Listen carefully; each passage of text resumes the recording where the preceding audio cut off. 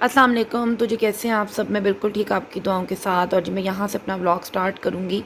बस यहाँ पे आप देख रहे हैं कि रेंजर्स खड़े हुए हैं और सैलाब ज़द खान की हेल्प के लिए उन्होंने कैंप लगाया हुआ है। और जो भी उनकी हेल्प के लिए दे सकता है, लोग यहाँ पे सामान आके दे रहे थे। तो बस मैं यही दुआ कर रही थी कि अल्लाह पाक ये सामान उन तक पहुँचा दे। और इन इस सामान से उनकी लाइफ क्या सेट हो सकती है, जिनके घर तबाह हो गए हैं और इतना जानी और माली नुकसान हो गया। बस वीडियोस देख रही हूँ, न्यूज़ सुन रही हूँ और बहुत तकलीफ़ होती है और अपना भी एक टाइम याद आ जाता है। मैंने भी अपने बचपन में सैलाब देखा हुआ है। पानी बहुत तबाही मचाता है और देखते ही देखते बहुत सी चीज़ों को ख़राब कर देता है।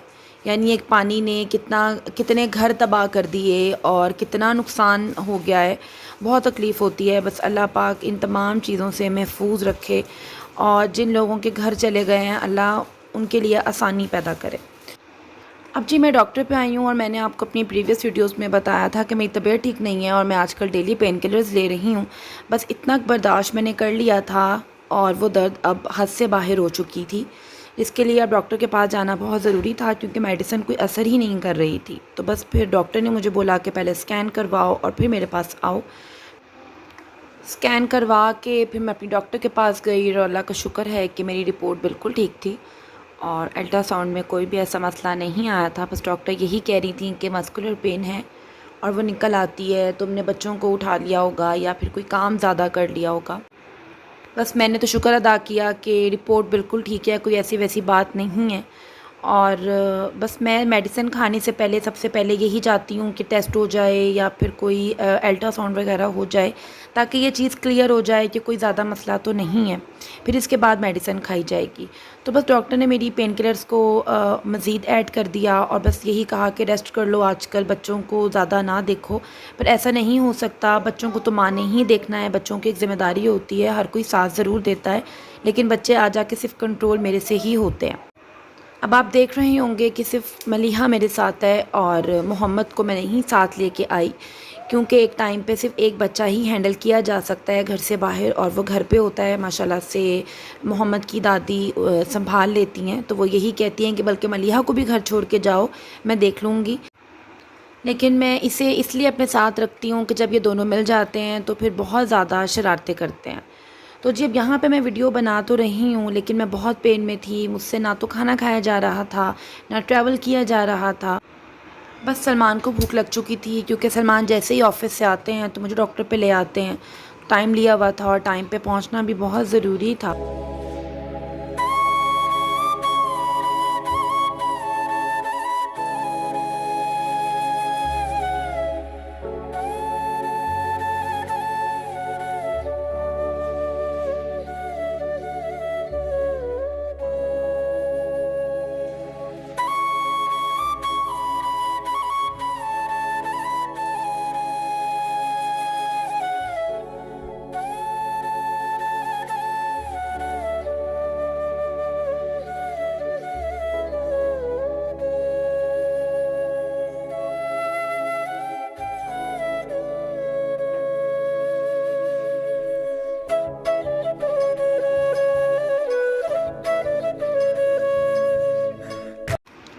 अब जी बस घर पे आने के बाद रात में बहुत ज़्यादा तबीयत ख़राब हो चुकी थी और फिर मुझे सलमान इमरजेंसी लेके आया, जिस हॉस्पिटल में बहनोई होते हैं।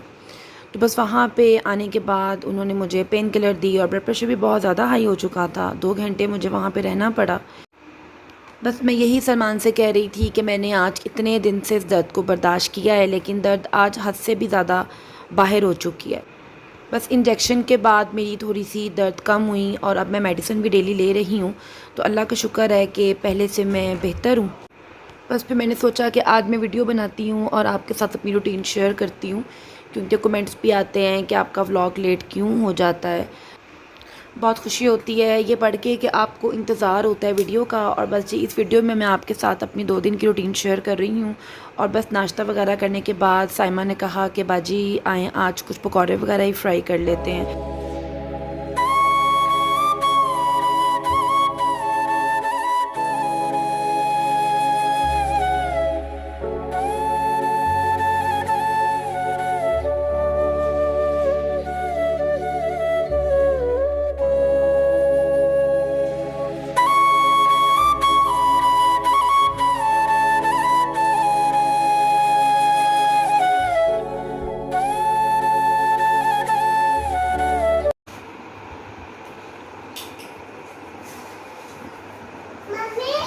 यस।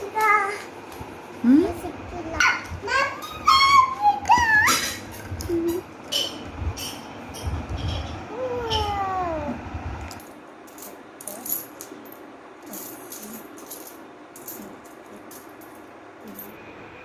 ये किसी मांगने वाली के कॉइन्स नहीं हैं।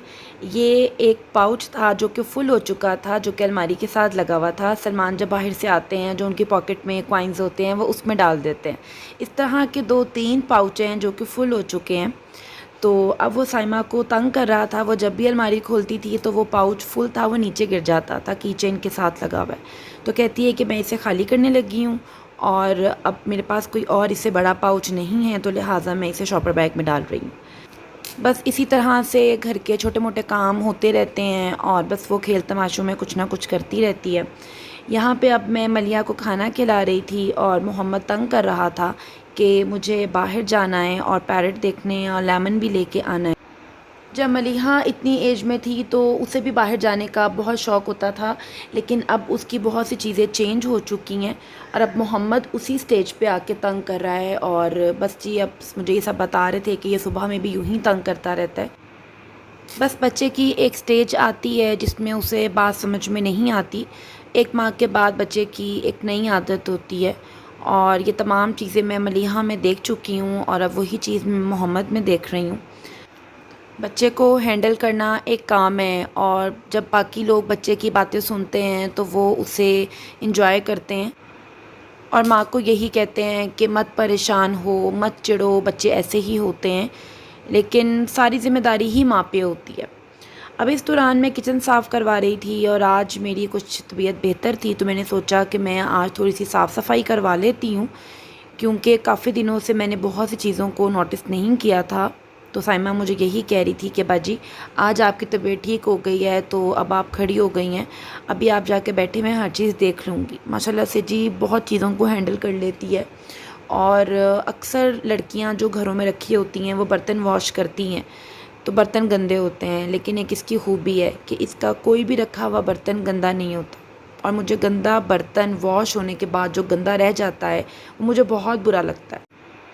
बस जी, अब यहाँ पे ये मैं आपको दिखा रही हूँ, ये टॉवल्स हैं जो कि मैं ग्रॉसरी के दौरान ले लेती हूँ, ये बहुत काम आते हैं। और एक मैं रखती हूँ फ्रिज और डिस्पेंसर के लिए अलग, कोई गंदे हाथ लग जाते हैं तो इसी के साथ साफ़ किया जाता है। जो चीज़ मुझे मौके पे गंदी नज़र आती है मैं उसे साफ़ कर देती हूँ या मैं साफ़ करवा लेती हूँ, मैं उसे रहने नहीं देती। इस तरह से घर में फिर गंद जमा नहीं होता। इस फ़िश की सफाई जितनी दिखने में आसान लगती है भी नहीं, क्योंकि ये ग्लास मटीरियल में ट्रे हैं और इन्हें निकाल के वॉश करना और एहतियात के साथ रखना एक काम है। तो बस साइमा ये अकेले में नहीं करती, जब मैं मौजूद हूँ तभी वो ये काम करती है, वरना फिर वो डेली इसे कपड़े के साथ ही साफ़ कर देती है। अभी ओपन नहीं करना।